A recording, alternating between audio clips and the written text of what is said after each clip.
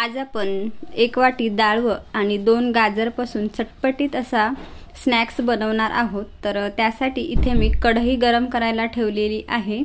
तर कढई गरम झालेली आहे। तर डाळ आपल्याला थोडंसं असं भाजून घ्यायचं आहे, म्हणजे ते आता पावसाळा चालू आहे थोडंसं चिवट झालेलं असतं त्यासाठी।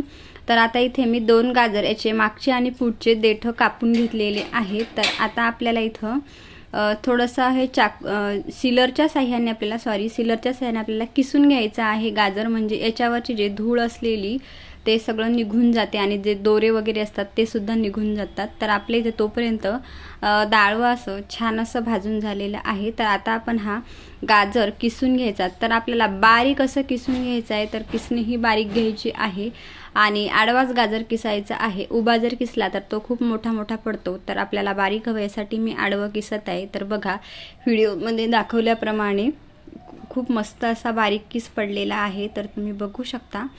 तर अशा पद्धतीने आपल्याला गाजर किसून घ्यायचा आहे। तर बघा खूप मस्त झालेला आहे, भरपूर झालेला आहे 2 गाजराचा किस। तर इथे आपलं डाळ थंड झालेलं आहे। तर इथे मी एक मिक्सर पॉट घेतलं, मिक्सर पॉटमध्ये हे भाजलेलं डाळ टाकून घ्यायचं आहे। आल्याचा तुकडा टाकायचा आहे, 3 ते 4 लसूण पाकळ्या टाकायच्या आहे, 2 ते 3 हिरव्या मिरच्या घालून घ्यायच्या। हिरवी मिरची तुम्ही कमी जास्त करू शकता आवडीनुसार। हे मिक्सरला फिरवून घेतलेलं आहे। तर बघा बारीक असं फिरून झालेलं आहे। तर हा अर्धा चम्मच हळद पावडर घातलेली आहे। इथे मी जिरा पावडर टाकलेला आहे, अर्धा चम्मच कुटून घेतलेलं। तर यामध्ये तुम्ही हिरवी मिरची टाकलेलीच आहे, तर थोडंसं लाल तिखट घालणार आपण यामध्ये चव येण्यासाठी। लाल तिखट आणि हिरव्या मिरचीचं कॉम्बिनेशन मस्त लागते। आणि थोडासा मी इथे गरम मसाला घातलेला आहे, तुम्ही गरम मसाल्याच्या ऐवजी चाट मसाला सुद्धा घालू शकता। आणि इथे मी चवीपुरतं मीठ घातलेलं आहे। मीठ थोडं बेतानं घालायचं आहे, कारण तर हे खारट झाले तर छान नाही लागत, म्हणून थोडंसं कमी घालायचं आहे। तर आता आपण इथे मसाले एकजीव करून घेतले, त्यानंतर गाजरचा किस यामध्ये टाकून घेणार आहोत। तर पूर्ण गाजराचा किस टाकून घ्यायचा आहे। तर याच्यावरतून आता मी इथे बारीक चिरलेला कांदा घालून घेणार आहे।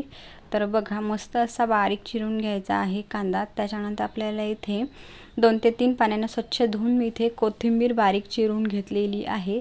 तर आता कांदा, गाजर, कोथिंबीर हे सगळे मसाले आपल्याला एकत्र एकजीव करायचं आहे। काही गाजराला भरपूर मॉइश्चर सुटते, तर काहींना नसते, तर पाणी आधीच घालायचं नाही आहे। तर बघा असं एकजीव करून घ्यायचं आहे, कितपत ओलं होते यावर डिपेंड आहे पाणी घालायचं।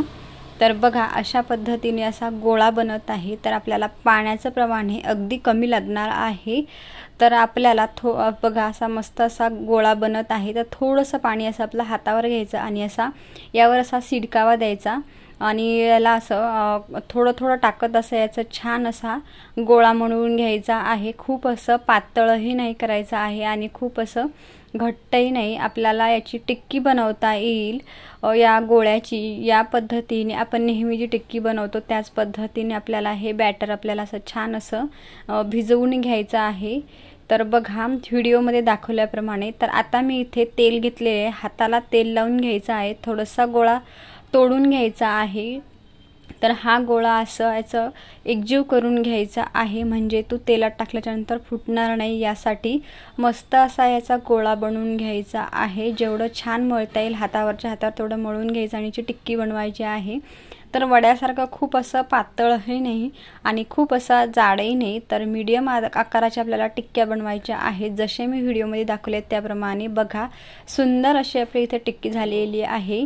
तर याच पद्धतीने मी इथे सगळ्या टिक्क्या बनवून घेत आहे। तर सेम तीच पद्धत, तेल लावून घ्यायचं हाताला आणि हातावर असा गोळा घेऊन छान असा एकजीव करून घ्यायचा आहे।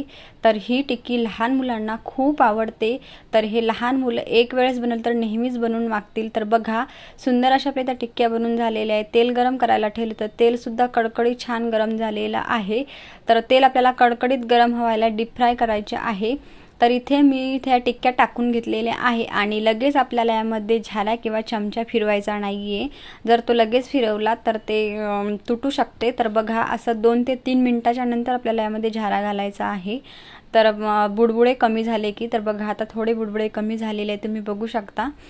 तर असं आपल्याला एक वरच्या खालच्यावरी करायचे आहे 2 ते 3च वेळेस आणि आपल्याला असे का ताराच्या झाऱ्यावर काढून घ्यायचं, म्हणजे पूर्ण तेल निसरून घ्यायचं।